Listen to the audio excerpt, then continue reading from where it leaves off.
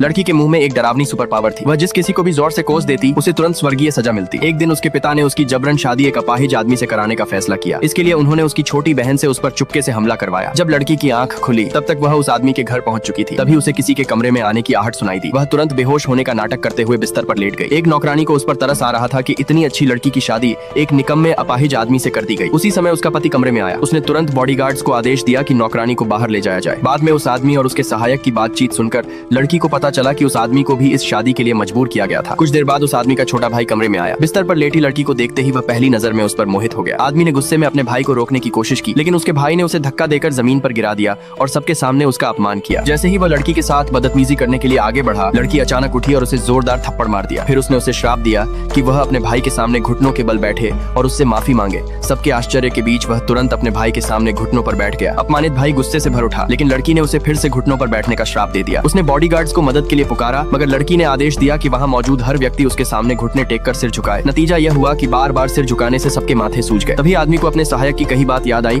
कि लड़की के पास लोगों को श्राप देने की शक्ति है। अब जाकर उसे यकीन हुआ कि यह सच है। आखिरकार उसका भाई और बॉडीगार्ड्स बेइज्जत होकर वहां से भाग गए। लड़की ने देखा कि आदमी अभी इतना जवान है, फिर भी चल नहीं सकता। उसने उसे दिलासा देते हुए कहा, लगता है डॉक्टर ने गलत जांच की है। अगले ही पल सहायक के पास फोन आया। पता चला कि पहले वाला डॉक्टर एक धोखेबाज था। आदमी ने तुरंत नए डॉक्टर को बुलाने का आदेश दिया। जांच के बाद डॉक्टर ने बताया कि उसके पैरों के ठीक होने की अभी भी संभावना है। यह सुनकर सभी बहुत खुश हुए, लेकिन लड़की मुस्कुराकर बोली, तुम सबको मेरा धन्यवाद करना चाहिए। उसने दावा किया कि यह सब उसकी अलौकिक शक्ति की वजह से हुआ है। आदमी भी जानता था कि उसकी मदद करने वाली वही थी। आखिर में लड़की ने उससे एक सौदा किया। उसने कहा कि वह उसे उसके जहरीले परिवार से छुटकारा दिलाने में मदद करे और जब उसका मकसद पूरा हो जाए तो वे तुरंत तलाक ले लेंगे। आदमी ने बिना किसी हिचकिचाहट के उसकी शर्त मान ली। अगले दिन लड़की उस आदमी को अपनी बहन की शादी में लेकर गई। वहाँ आने का उसका मकसद उन लोगों को सजा देना था जिन्होंने उसके साथ बुरा किया था। उसने अपने पिता को 10 मिनट का समय दिया और कहा कि अगर उन्होंने उससे माफी नहीं मांगी तो उनकी कंपनी तुरंत बर्बाद हो जाएगी। उसकी माँ को उसकी बात पर बिल्कुल विश्वास नहीं हुआ, लेकिन ठीक 10 मिनट बाद उसके पिता के पास सहायक का फोन आया। कंपनी के शेयर अचानक बुरी तरह गिर चुके थे और कंपनी डीलिस्ट होने की कगार पर पहुंच गई थी। तभी परिवार के सभी लोगों को यकीन हो गया कि लड़की के पास सचमुच अलौकिक शक्तियां हैं।